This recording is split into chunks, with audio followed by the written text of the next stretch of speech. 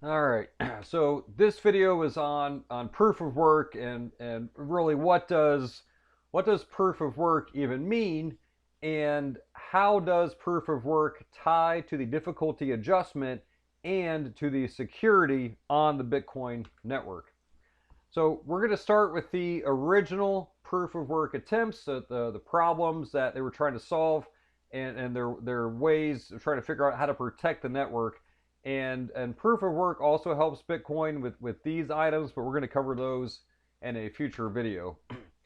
So the first problem, spam, it goes by many names, and Hashcash was the first prominent attempt to implement and try to solve this. Although research goes back many years prior to that. And when it comes to Hashcash, here Alice here wants to send an email to Bob.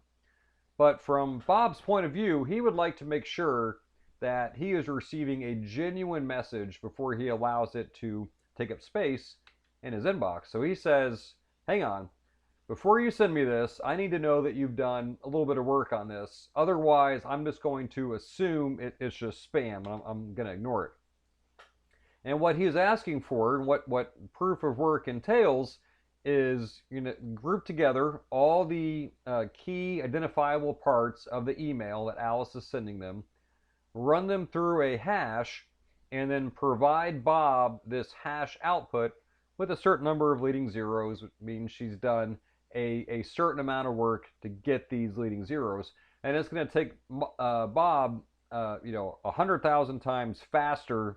He can verify the work that Alice did. Very trivial to verify, and when he does, he is now assured that he is not just one person out of millions getting some spam message. He can verify he's about to get or about to open a genuine transmission. But Hashcash didn't work, and many other attempts also didn't work, and it has to do with this one problem, and that is there's just too wide of a disparity in computer abilities and compute power. So it still remains very easy to buy just very strong and advanced computer equipment. So here we have a professional spammer can make a small investment in some equipment, and then could easily do the same amount of leading zeros that would take just regular old Alice, that would take her a few seconds. So in effect, Hashcash could not work because of this problem. And this was the same problem that the Bitcoin inventor faced, and specifically this obstacle of the differences out there in computing powers.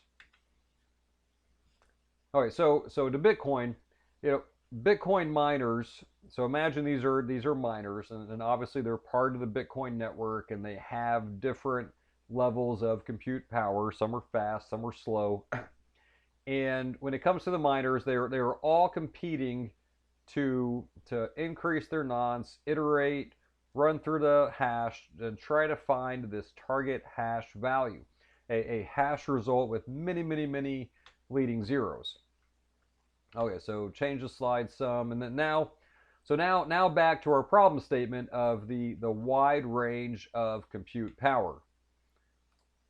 All right, so, and this is talked about in the white paper, section 4. We only need this piece of it right here. It is the difficulty adjustment that solves for this wide range of compute power. Okay, so what this is saying is it doesn't matter how many miners there are, different powers, if miners come and go, and so on. All we're going to monitor is the block time. And we've seen this before. We go back to our mempool site. So this is mempool. So this is the difficulty adjustment. Right now, blocks are coming in a little fast.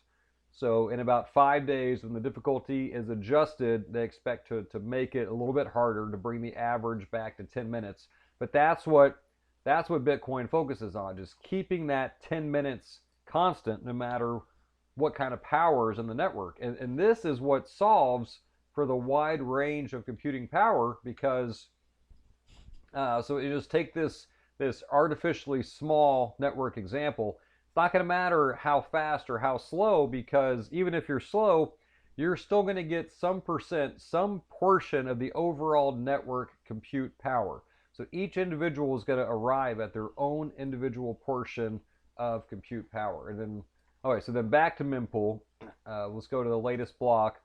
So this was Antpool that found this block. And so this pool of miners, you can see on top here, they have found 25% of blocks in the last 24 hours, 25% in the last week, and then at all time they found 10% of the blocks.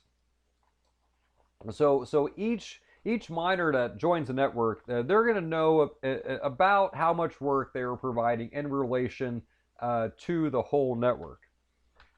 And again, let's take this example, this fake example miner, for example. In this case, they have 10% of the total network hash power. So this is enough information to forecast. And so in this mock example, we know how many blocks there are mined each day. We know how many blocks we can expect to win, and we know the generally what the revenue is with this block reward. And then we also know what it cost us up front to buy the equipment, and we know the variable electricity costs. And then ideally, you want to make a profit. So to put it simply, your revenue is going to be greater than your expenses. So so now you can look at each individual miner. They're really just a participant. This is an open market competition, but they're competing in terms of finding this target hash. But really, they just want a higher or just an acceptable amount of revenue, and then they're gonna seek to lower their equipment, lower their electricity costs, and if they're not doing that, so let's pretend now that this miner here is losing money and has to shut down. It currently has, or it had, 8% of the network hash power. So if this miner leaves the network, it's just going to go away, and the 8% power it had is just going to be sucked up by all the ones that are still in the network, just giving them more block reward. But now, what happens if they're getting more block rewards? So let's compare this to the gold market we had from a few videos ago. And if the miner profits are going up, or let's say the demand for Bitcoin goes up, it's pushing the price up, and there's going to be higher block rewards in terms of US dollars or whatever government currency, depending on what country the miner might be in. For whatever reason, the miners are seeing increased profits. What this does is, and the same for any commodity, it's going to incentivize more miners to join the network, or vice versa. So back to our marketplace, this guy's missing, but now we have these 4 new entrants because they see that, oh, hey, I can make a lot of profit if I mine Bitcoin. And the commodity here is electricity, and like any commodity, anyone can access it, or there's no way to monopolize electricity. There's really very few barriers to entry to jumping in the Bitcoin mining network and getting your own portion of the compute power of the network. So every miner here, regardless of how much power they have their own unique economic incentives to be in this network and to try to find the winning hash value. And it's the difficulty adjustment, keeping this at 10 minutes, is what allows this construct to exist. And this idea overcame this long-standing 20-plus years obstacle. And now we have a tangible asset that can fight back against spam and denial of service and all that. So let's walk back through what happens when we have a new block that's been found by a miner. So this miner's gone through the process. It's found the right hash result of all this data, and he's found a hash result with the correct number of leading zeros. So the miner now has to broadcast this to all of the nodes on the network. And then recall from a few videos ago, as this candidate block is being broadcast and populated throughout the network, it's going to go to every individual node. And each node is going to check that, hey, is this a valid block or not? And if it is a valid block, they're going to append it to their local blockchain, which by consensus will be appended to the overall Bitcoin blockchain. And there's no way to fake a block, to fake this result.